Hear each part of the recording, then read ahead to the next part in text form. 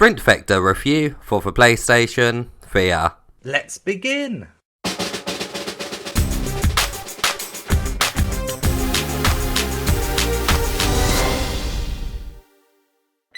First up, let's take a look at the gameplay.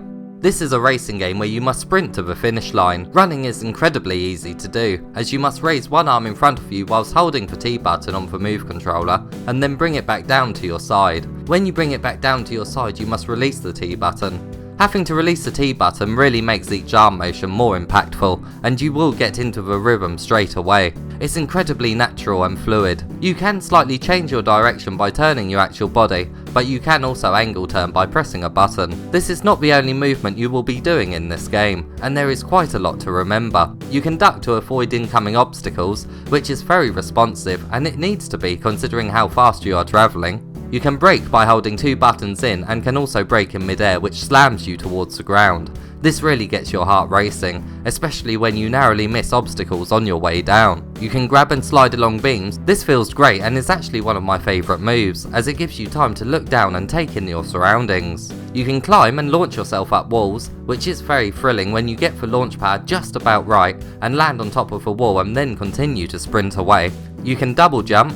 Each jump feels great, as you must make a slamming like motion with the move controllers. You can shoot by double tapping a button. This actually looks and feels like you're controlling Iron Man. Shooting allows you to hit switches to change something on the racetrack, and also destroys certain obstacles that are in your way. And you can even fly. When you are in the air, you simply hold out your arms in front of you and rotate them like you're holding a steering wheel to turn. It feels great to soar over a track, and as you're basically gliding, it gives you time to take in your surroundings and decide on what route to take next. All of these controls feel amazing, and it is a bit daunting at first having to remember everything, but there are brilliant tutorials that explain in very good detail on how to do each motion. At first, I really didn't think I'd remember them all, but after about my fourth race, I was actually very comfortable in performing the actions on each track, and they do become second nature. There is one manoeuvre I do find a bit tricky to pull off though, and that's drifting around corners. You have to be quite precise with the distance that you have to move controllers away from your body. The other actions are more lenient with their positioning. There is a total of 12 racetracks that range in difficulty. The tracks are beginner,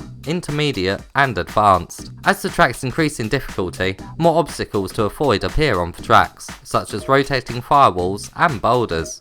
There's simply too much to list. The tracks themselves also get a lot more narrow in certain segments on the harder tracks. All the tracks are a race from point A to point B. There are no laps. This setup actually works better for the flow of the game and makes each sprint more intense.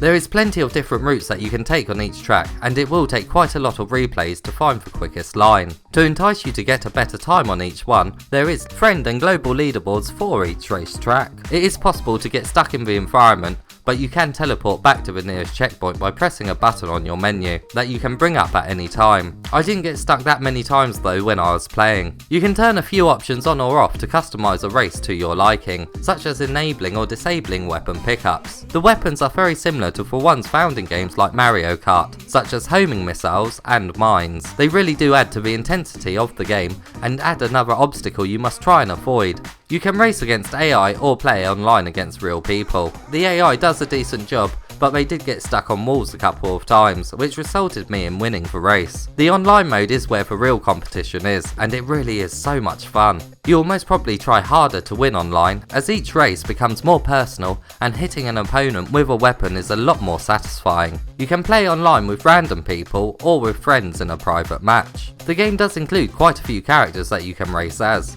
Characters don't have different abilities though, and they are only different in appearance. You can also buy different costumes for characters by spending stars. More stars are given to you depending on where you placed in a race. The game also includes 9 challenge courses. These are great for testing out your skills and do take a lot of energy to complete. They really do increase in difficulty, and you'll really have to master each move in the game to get the gold medal in each course. Each of the 9 courses has 3 different challenges for you to complete. The first is your basic time trial. The second has you collecting coins that add more time, and the third is a hardcore mode where you don't get any checkpoints. These courses are a great addition and really are a lot of fun. They also include leaderboards, which I can imagine friends getting quite competitive in.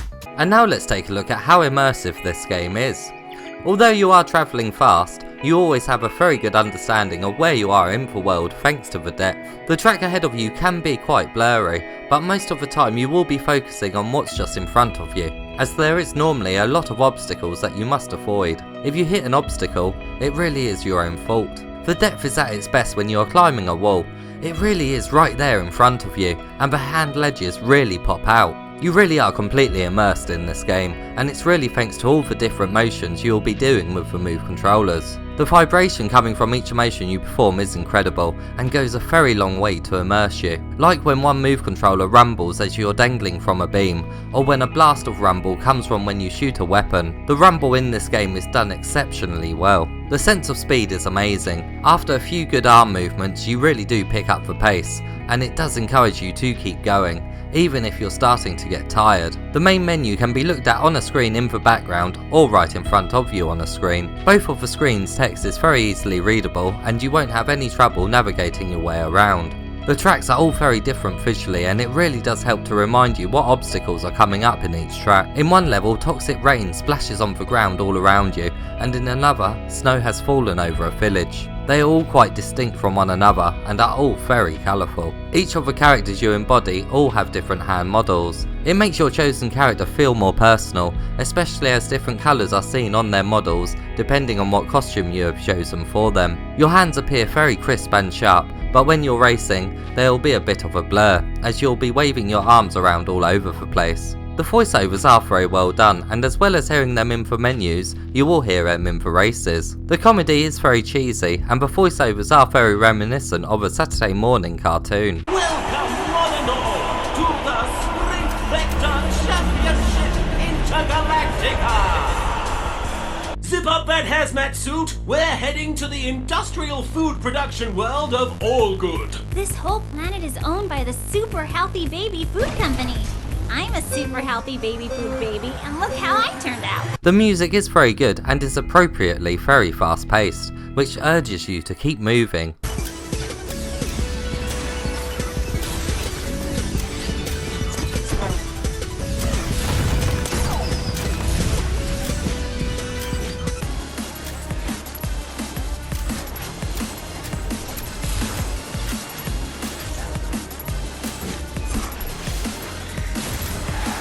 Now let's take a look at the setup and what controllers the game supports.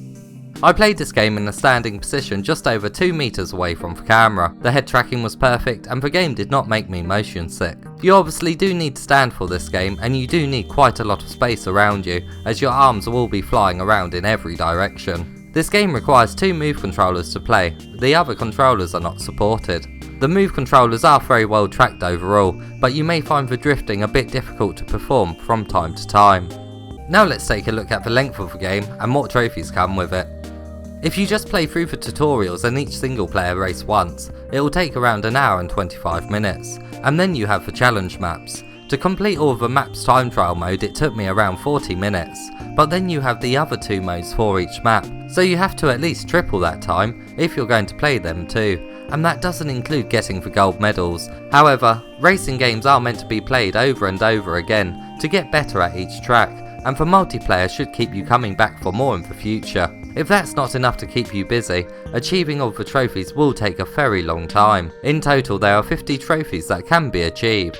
There is 42 bronze, 4 silver, 3 gold and 1 platinum. They are mainly rewarded for getting gold medals on each race track and for getting medals in the challenge mode, but some are rewarded for completing the tutorials, and there is one for unlocking all the racer costumes, which will be quite time consuming. Some are also related to the weapons, like blowing up an opponent's mine and using an impulse shot to eliminate a racer. These weapon trophies will most probably unlock naturally whilst playing. The hardest trophies are for getting the gold medal in the hardcore mode of the challenge maps. Remember, the hardcore mode does not have checkpoints, so getting gold in these are going to be incredibly hard, and you will need to completely master each one's layout.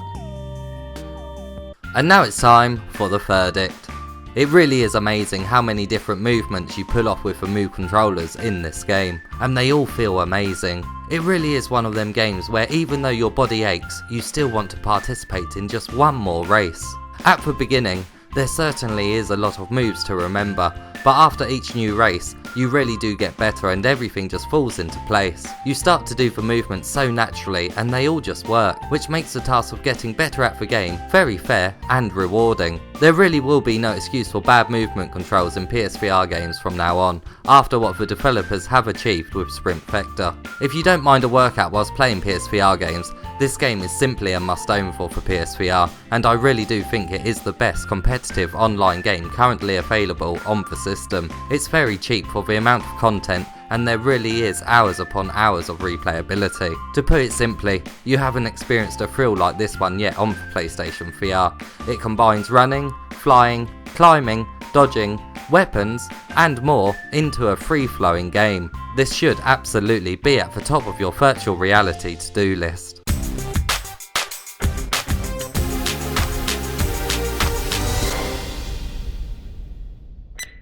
This really is one of the best games on the PlayStation VR, and you really must try it for yourself.